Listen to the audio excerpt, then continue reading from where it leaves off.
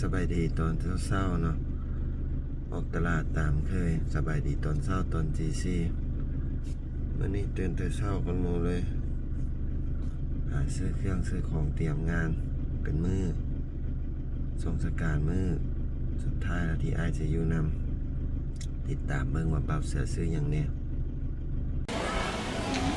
ตื่นแต่เช้ามาเนี่ยมือซื้อเครื่องลายเอาเครื่องลาย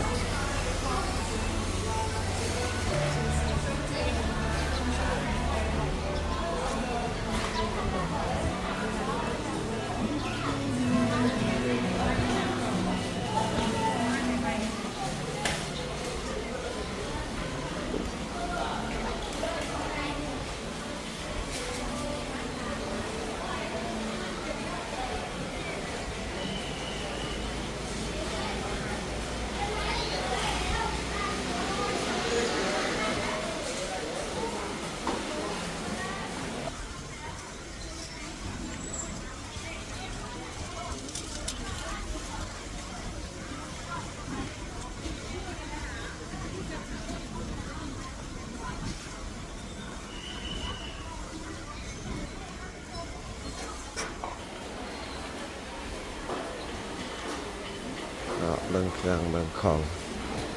สั่งเครื่อง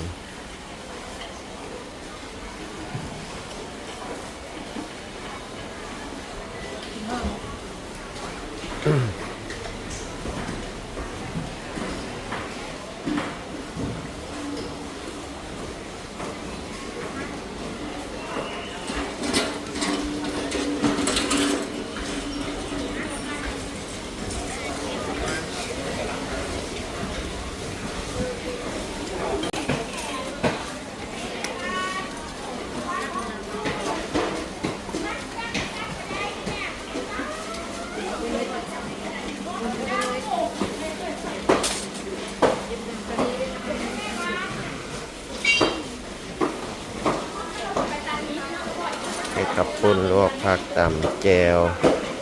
ทอดปลาส้มทอดกบปีก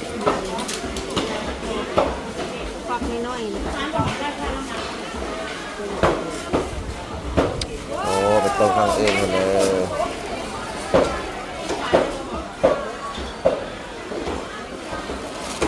เท่าไหร่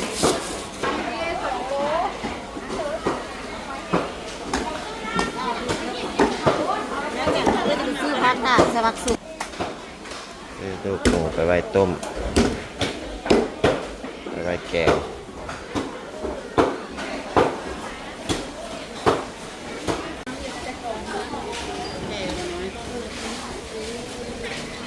ได้จะลุกละ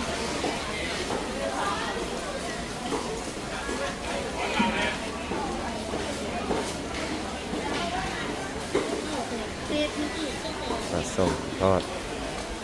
ก็หอยมะคงเท่านั้นเลยเด้อคงเปิดเน็ตโทรศัพท์ไปเนี่ยส้มปลาไปทอด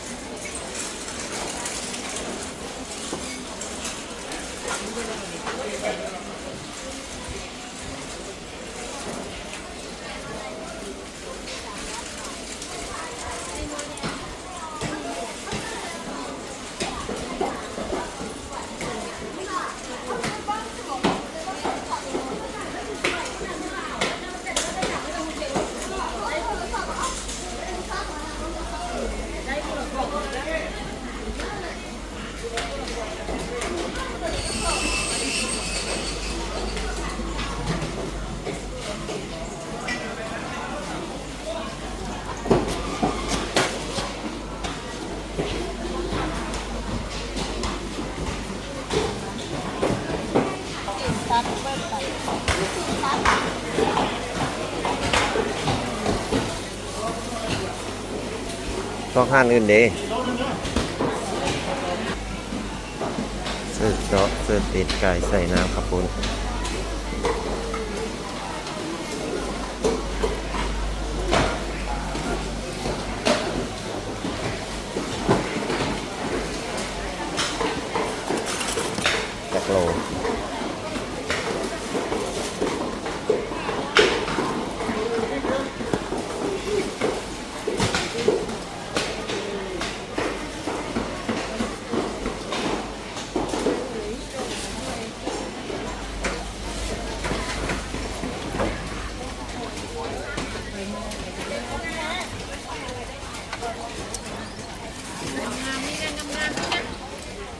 ไปจัดไป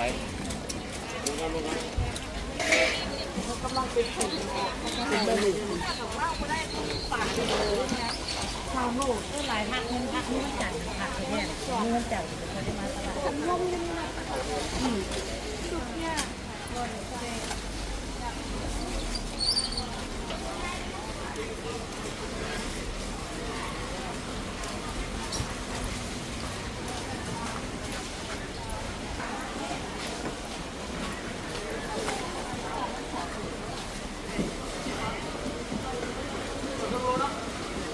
ดอกไฟเติม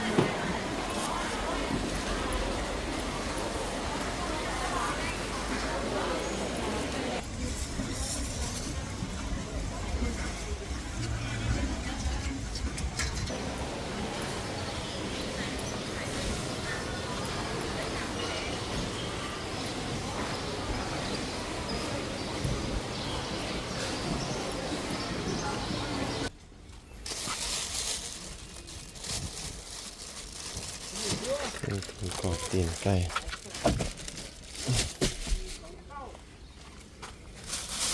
ปลาส้ม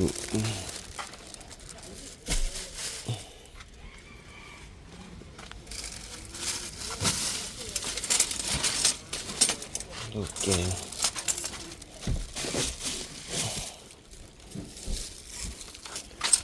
เครื่องผักผ่าแล้วมี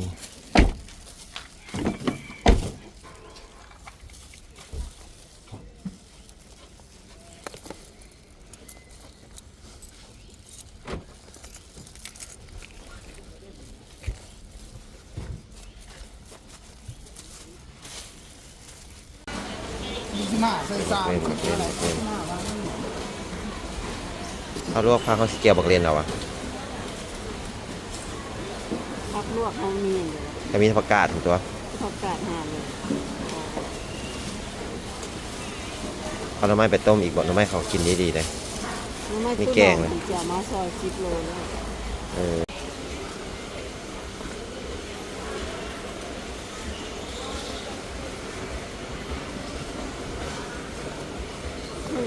อืม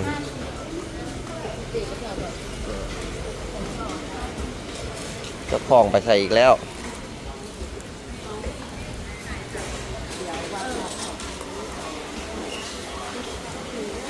บักทั่วไปใส่ซอยครับปุ้น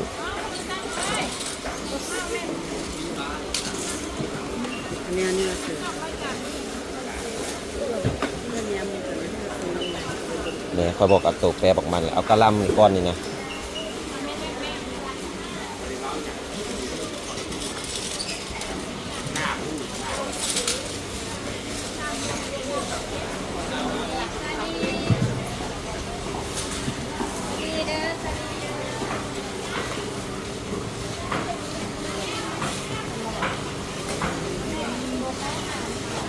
เป็นกระลำไปลวก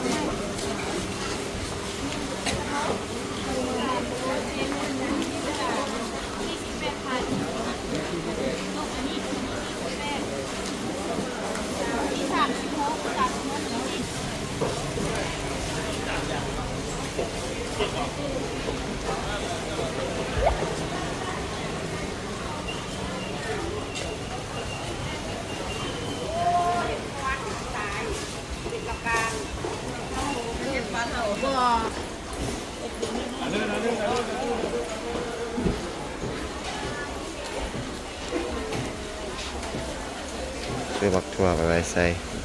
เนี่ยครับคุณ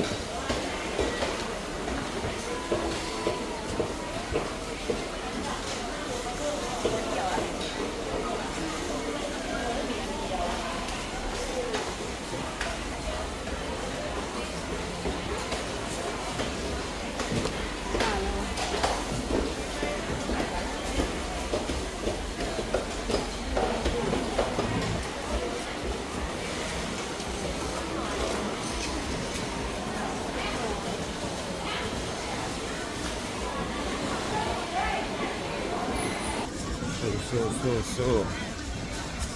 ตาสุกโกนตาจนเหลืองเออ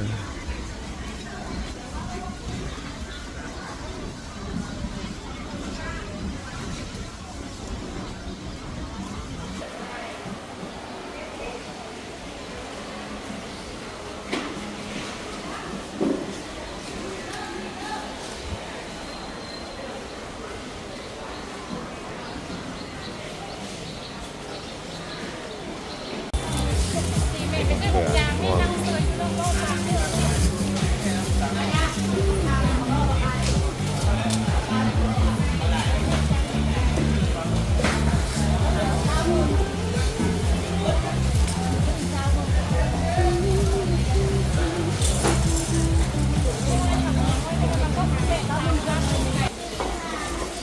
เกี่ยวไปไว้กินกับตำ ก็ไม่ดิ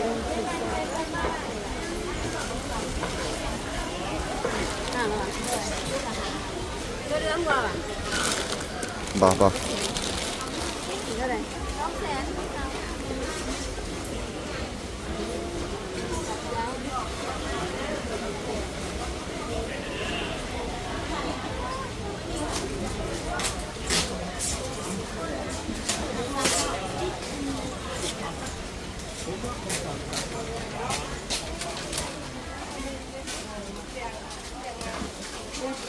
เด็กนะมันจะยังไง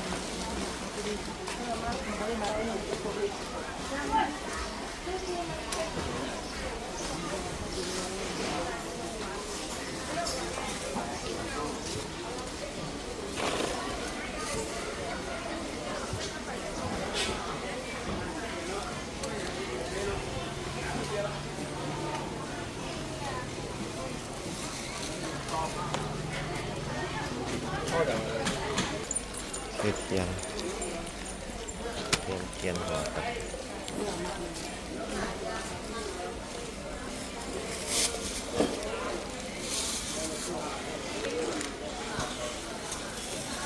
เทสอุกหัวอย่างเดียว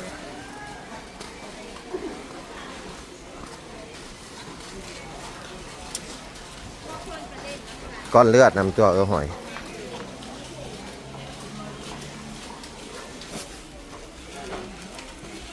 เต็ม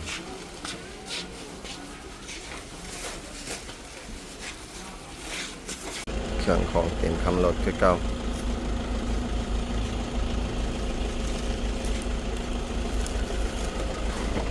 หน้าข้างหลังเต็ม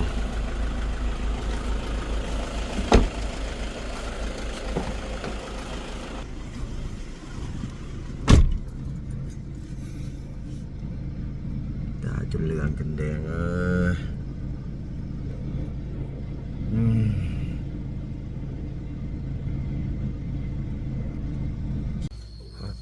อดบ้านละเขียมคนแข็งลงยางเต็มคันรถ อย่างที่เห็นโอ้ดูกายดีแท้นาบินจีนน้ำสเปล่าแล้วนี่ อันนี้มีแต่บุฟเฟ่เพียเขาจะไปวัดดิ อันนี้เป็นดีโดนะหรอ แม่น เพ เอา ราะว่า ไว้ทางในเฮือนนี่ก็ได้ ไว้ขนาดนี้ครับ คนไปง่าย อันนี้มันนั่น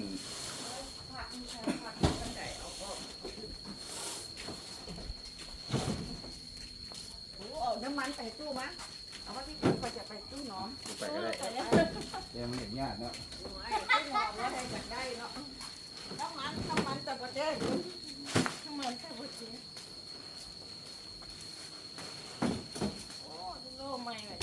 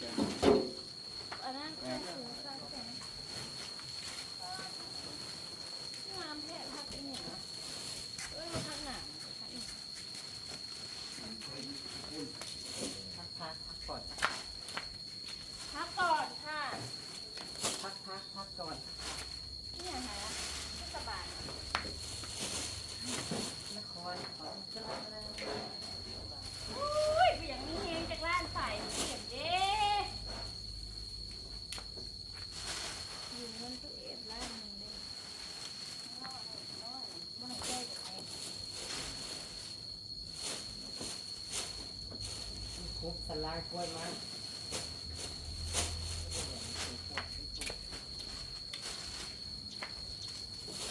ตลาดง่ายไปขายได้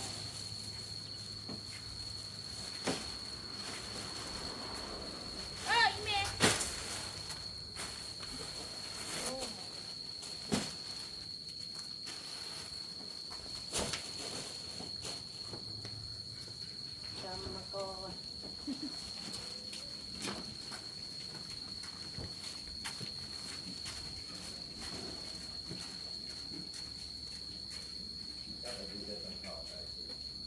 โมงครึ่งตากูมันบ่ขึ้นยอมเมียนอีเหงื่อย่อยเป็นยังตากูมันบ่ขึ้น งานอยู่เช้าวันที่3 โมงบ่ถึง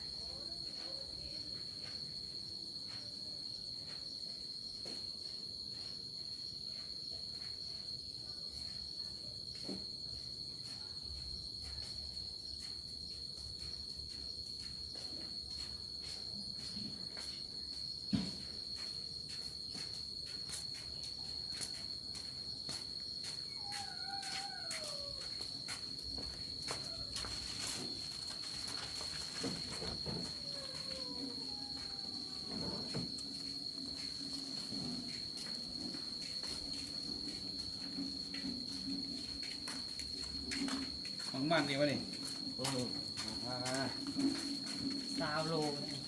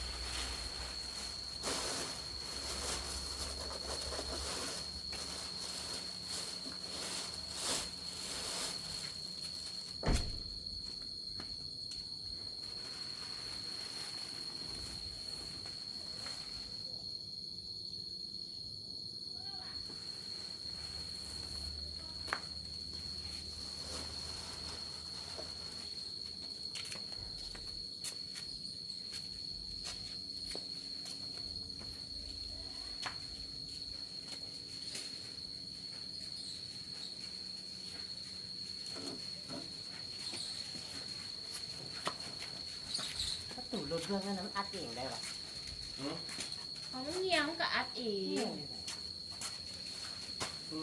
อัดเองมาอัดซองอัดเอง2 เดือนแล้วได้ แล้วก็ว่าเงียงคอย เขาเป็น นะ เรื่อง เพื่ ง อง ว่าอัดเองได้ปะ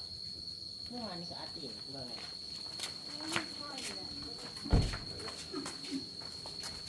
เห็นแล้วก็เห็นคอยมาเป็นยังไงบ้าง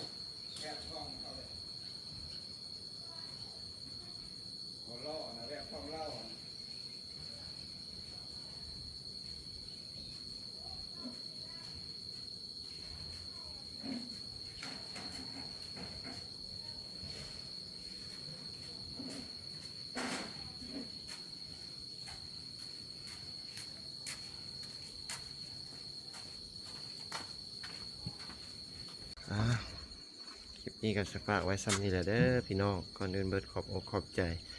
FC ที่ส่งมาเป็นกำลังใจที่คอมเมนต์ที่คอยติดตามบ่าวเสือ